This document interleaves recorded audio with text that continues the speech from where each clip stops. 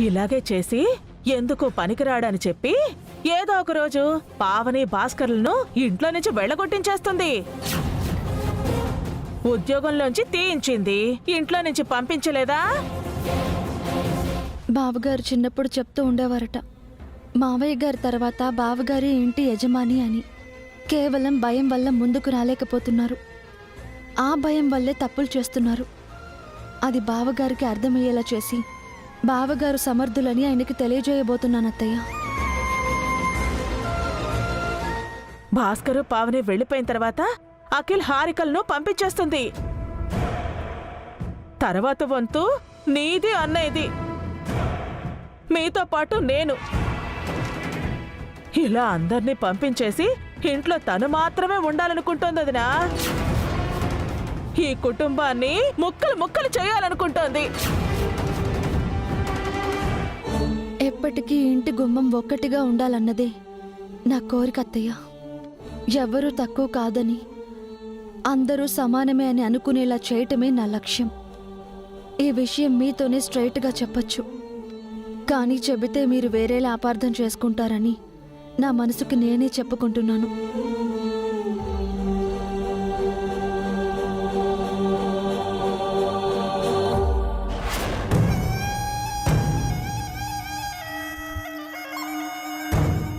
ఏదేవైనా ఆ వసుతో చాలా జాగ్రత్తగా ఉండాలదనా. దాన్ని వెంటనే కంట్రోల్లో పెట్టలేదంటే ఈ రోజు భాస్కరు పావనిలకు జరిగిన అవమానమే రేపు మీకు అన్నయ్యకు జరగచ్చు.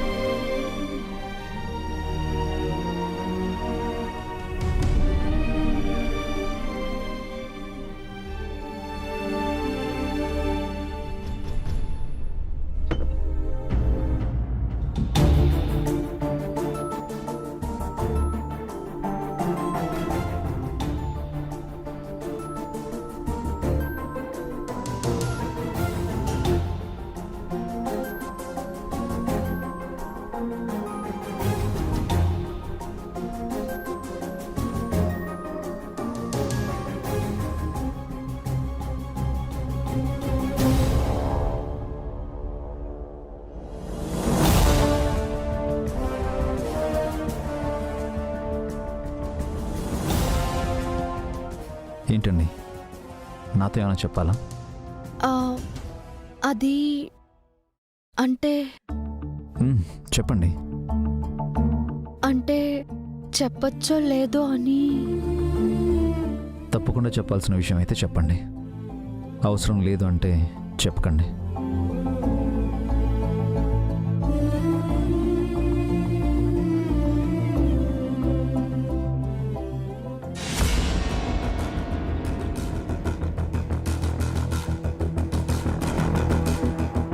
మీరు ఇంతలా థింక్ చేస్తున్నారంటే అది కంపల్సరీ డిస్కస్ చేయాల్సిన మ్యాటర్ అయి ఉంటుంది. మన మధ్య కమ్యూనికేషన్ గ్యాప్ ఏమి ఉండకూడదు. విషయం ఏమైనా ఉంటే స్ట్రైట్గా చెప్పండి. వసు గారు రండి, కూర్చోండి. పర్లేదండి. పర్లేదు, కూర్చోండి. కూర్చోండి కూర్చోండి.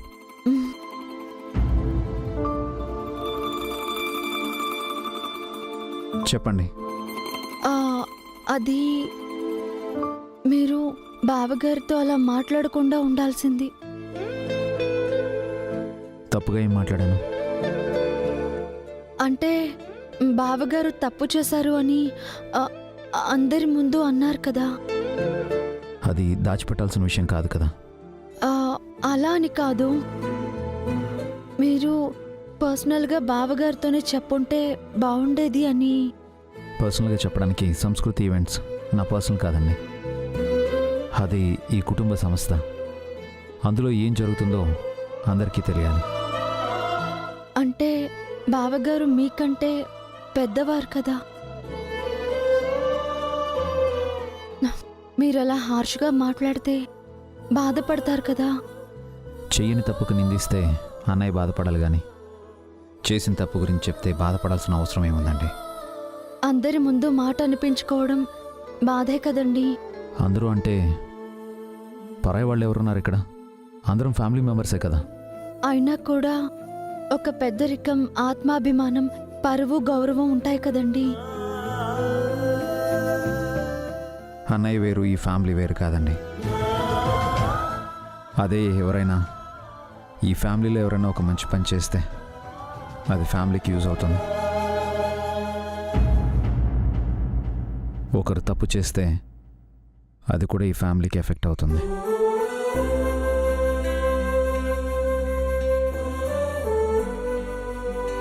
అన్నయ్య చేసిన తప్పు వల్ల కంపెనీ రిప్యుటేషన్ పోయింది.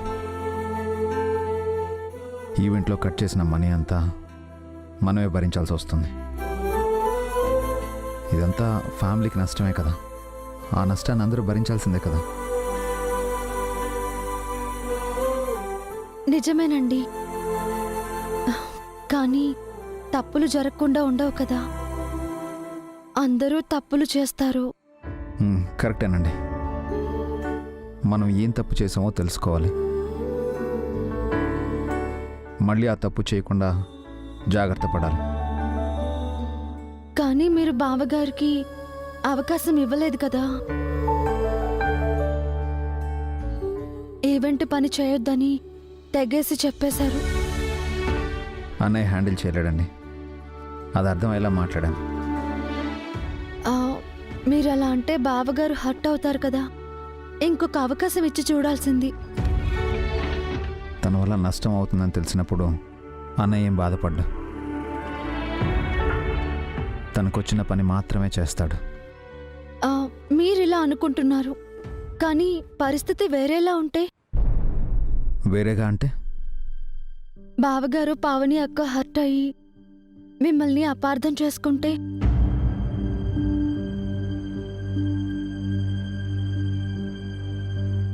అన్నయ్యకి నా గురించి బాగా తెలుసు. వదినికి అన్నయ్య కంటే ఎక్కువ తెలుసు. అర్థం చేసుకోవడానికి ప్రయత్నిస్తారే తప్ప అపార్థం చేసుకోరు. అలాంటి సిచ్యువేషన్ ఎప్పుడూ రాదు కూడా. రోజులు ఎప్పుడూ ఒకేలా ఉండవు కదండి. రోజులు మారచ్చు అండి, కానీ మనుషులు మాత్రం మారండి.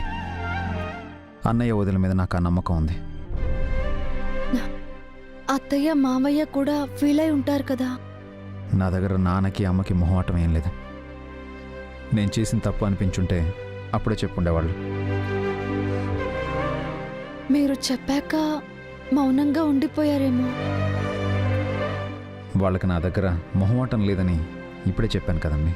అది కాదండి. చూడండి, మీ భయం నాకు అర్థమైంది. ఈ విషయంలో మీరేమీ వరి అవ్వకండి. ఏదైనా ప్రాబ్లం వచ్చినా నేను చూసుకుంటాను, ఓకేనా? ఇంకో చిన్న విషయం. బావగారి పని నేను చేస్తానంటే వెంటనే ఒప్పుకున్నారు. ఎందుకని? మీరు చేయగలరు అనే నమ్మకం నాకుంది కాబట్టి. ఒకవేళ బావగారితోనే ఆ పని చేయిస్తే? వద్దండి, అన్నయ్య భయపడుతున్నాడు. భయంతో ఏ పని చేయకూడదు. ఏం చేసినా నెగిటివ్ రిజల్ట్స్ వస్తాయి. బావగారి భయాన్ని పోగొడితే? అది అన్నయ్య ట్రై చేయాలి. ఇలా ఎందుకు చెప్తున్నానంటే, ఎవరి దగ్గర ధైర్యాన్ని అప్పుగా తెచ్చుకోకూడదు. మార్నింగ్ ఎండలో నిలబడి మన బాడీలో డి వైటమిన్ ఎలా అయితే పెంచుకుంటామో, డిఫికల్ట్ సిచ్యువేషన్ని ఫేస్ చేస్తూ మనలో ధైర్యాన్ని పెంచుకోవాలి.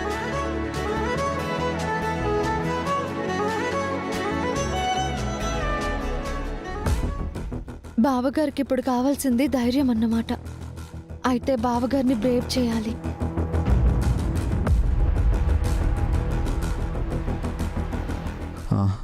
వసు గారు, అవును ఎర్లీగా ఇంటికి రమ్మని కాల్ చేశారు, ఎందుకని? ఆ, ఆ, అది ఆ, ఓ, అది ఊరికే చేశానండి. ఏ కారణం లేకుండా మీరు ఊరికే చేశారా?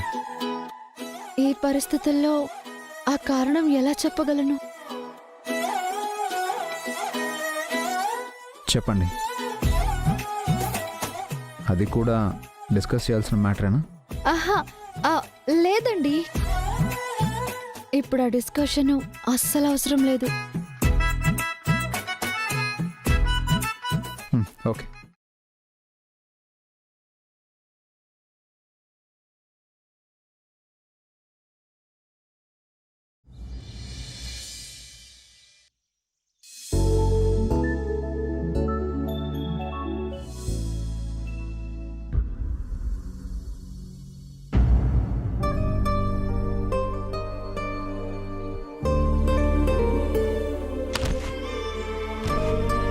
అన్నయ్య మన రిప్యుటేషన్ మొత్తం స్పాయిల్ చేశాడు నాన్న. అసలు ఈ ఈవెంట్ చేసింది సంస్కృతి ఈవెంట్స్ వాళ్ళేనా లేదంటే వేరే వాళ్ళని ముఖం మీద అడుగుతున్నారు? అన్నయ్యకి సొంతంగా ఈవెంట్ చేయడం రాదు అని అర్థమైపోయింది. అన్నయ్య ప్లేస్లో బయట వాళ్ళని ఎవరినైనా అపాయింట్ చేస్తాను. అయితే నేను చూసుకుంటాను. ఏడవడం తప్ప నీకే పని చేత కదని అందరి ముందు నీ తమ్ముడు అనేశాడు కదా. వీడు కొత్త అభి, మారిపోయిన అభి, వసు మాయలో పడిపోయిన అభి. నీ స్థానంలోకి వసుని తీసుకురావడం కోసం ఇంత నాటకం ఆడాడు. ఎలాగైనా నిన్ను ఈవెంట్స్ బాధ్యతల నుంచి తప్పించి ఆ స్థానంలోకి వసుని రప్పించాలని అభి వసు కలిసి ఆడిన నాటకం.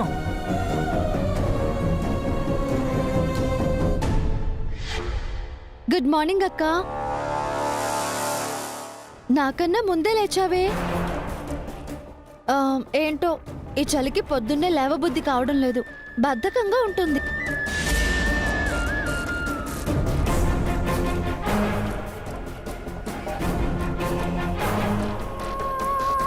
ఏంటక్క సైలెంట్గా ఉన్నావు? ఏమైంది?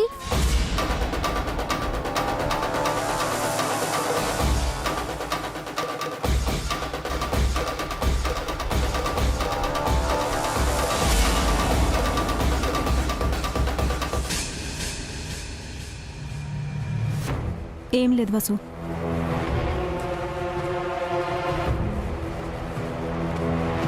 ఏంటక్క సైలెంట్గా ఉన్నావు? కోపం వచ్చిందా అక్క? వచ్చినా ఏం ఉపయోగం? ఏమీ చేయలేని వాళ్ళు కోపం తెచ్చుకోవడం కన్నా మౌనంగా ఉండటం మంచిది. ఈ విషయం నిన్ననే ఆయనకి నాకు అర్థమైంది.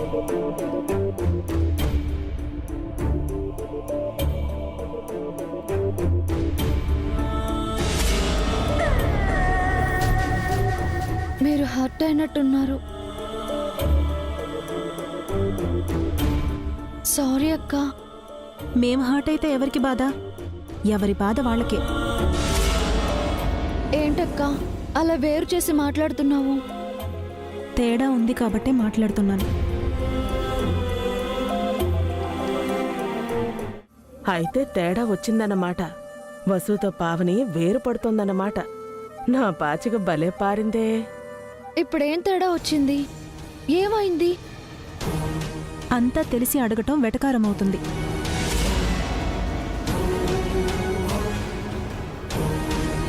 అక్క, ఏమీ తెలియని వాళ్ళు ఏం చెప్పినా మూర్ఖత్వమే అవుతుంది. నాకు ఆ ఉద్దేశం లేదక్క.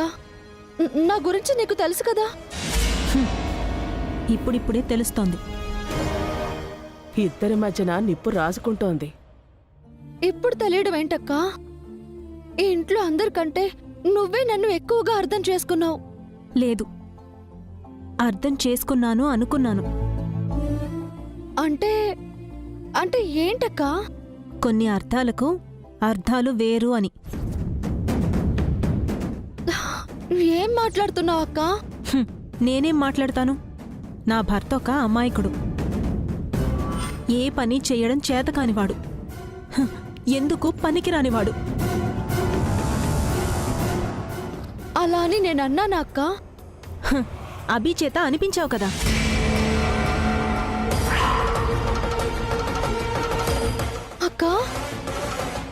నిజాన్ని ఒప్పుకోవడానికి మాకేం అభ్యంతరం లేదు. ఓ, నువ్వు నన్ను అపార్థం చేసుకుంటున్నావు అక్క.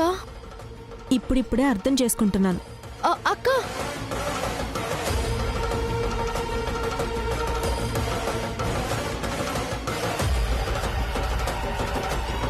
ఒకసారి నేను చెప్పేది విను.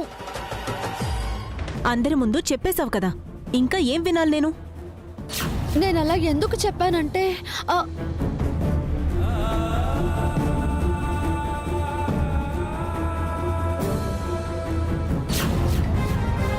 బావ కోసం ఇదంతా చేస్తున్నానని చెప్పాలనుకుంటే వినకుండా అక్క వెళ్ళిపోయిందేంటి? ఎప్పుడు నన్ను అర్థం చేసుకునే అక్క ఇప్పుడు ఇలా మాట్లాడుతుందంటే పాపం తనెంత బాధపడి ఉంటుందో. ఈ అపార్థాన్ని ఎలా పరిష్కరించాలి? అయ్యో, ఇది కదా నాకు కావాలి. ఇప్పటికి నా కల నెరవేరుతోంది. పావని వసూల మధ్య దూరం మొదలైంది. ఈ సంతోషాన్ని వెంటనే హారికతో పంచుకోవాలి.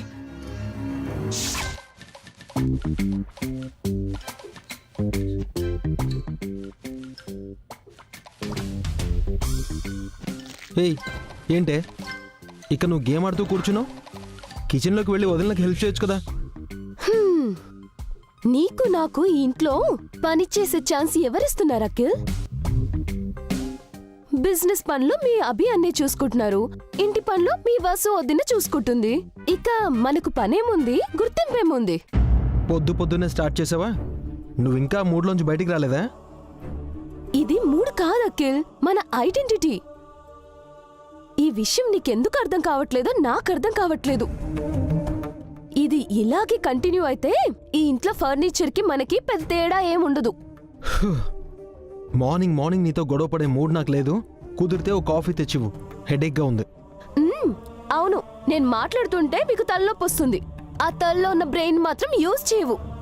ప్లీజ్ హారిక, ఆర్గ్యుమెంట్ ఆపు. నీ వల్ల కాదంటే చెప్పు, నేనే వెళ్ళి కాఫీ తెచ్చుకుంటాను. వెళ్ళు, నాకు కూడా ఒక కాఫీ తీసుకురా. హారికా, హారికా! ఏంటే పొద్దున్నే ఇంత ఆనందంగా ఉన్నావు? ఎవరి కొంపకు నిప్పెట్టొచ్చావు? పోరా చిన్నోడా, నీకెప్పుడు నేనంటే వేళకోళమే. నేను హారిక కోసం వచ్చాను. అర్థమైంది. ఇద్దరూ కలిసి ఏం గూడు పుటాని చేయబోతున్నారో? అదేం లేదురా, పొద్దున్న లేవగానే హారిక మొహం చూస్తే నాకదో తృప్తి. ఎంతైనా తను నా కూతురు కదా. ఏంటి, నీ కూతురా? మరి నువ్వు నా మేనల్లుడవైతే హారిక నాకు కూతురే కదరా. నిజమే, దీనికన్నీ నీ లక్షణాలే వచ్చాయి. అఖిల్, ఏంటి నీ ఉద్దేశం? అఖిల్, ఎక్కడికో వెళుతున్నట్టున్నా, వెళ్ళు వెళ్ళు వెళ్ళు. వెళ్తానే, మీ ఇద్దరి మధ్య నేనెందుకు? హ్యాపీగా మీ కుట్రలు కుతంత్రాలు చేసుకోండి. మొత్తం వరల్డ్ని సర్వనాశనం చేసి తగలబెట్టేయండి.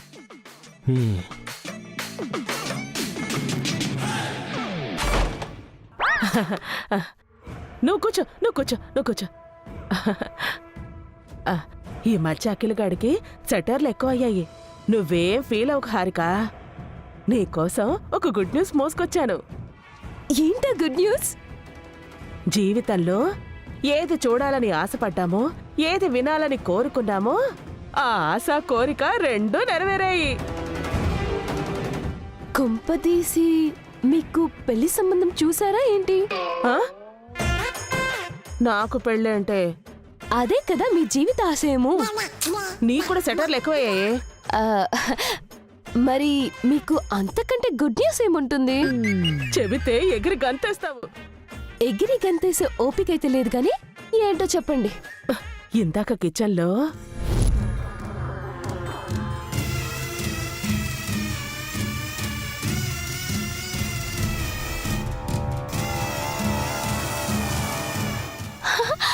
రియల్లీ?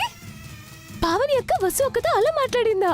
అవునే, అసలు వసుతో మాట్లాడటం పావనికి అస్సలు ఇష్టం లేదు. ఆ 4 మాటలు కూడా చాలా నిష్ఠూరంగా మాట్లాడింది. అయితే ఇద్దరి మధ్యన డిస్టెన్స్ స్టార్ట్ అయిందనమాట. సిమెంటు ఇసుక కలిసిపోయి కాంక్రీట్ అయిన వాళ్ళు కాస్త విరిగిపోయిన పాలల్లా విడిపోయారే. ఇక ఉప్పు నిప్పులా తయారవుతారు. ఆ నిజంగానే గుడ్ న్యూస్ ఆంటీ. రాత్రంతా నిద్రపట్టలేదు, పొద్దున్న హ్యాపీ న్యూస్ చెప్పారు. Thank you thank you thank you. అబ్బా చాలు చాలు, కూర్చో కూర్చో. ఇదిగో నేను చేయాల్సిందంతా చేసేశాను, ఇక నువ్వు కూడా చెయ్యాలే. ఆ వసు పావనిల మధ్య మరింత దూరాన్ని పెంచి నువ్వు పావనికి దగ్గరవ్వాలి. వసు అంటే అసహ్యం పుట్టేలా చెయ్యాలి.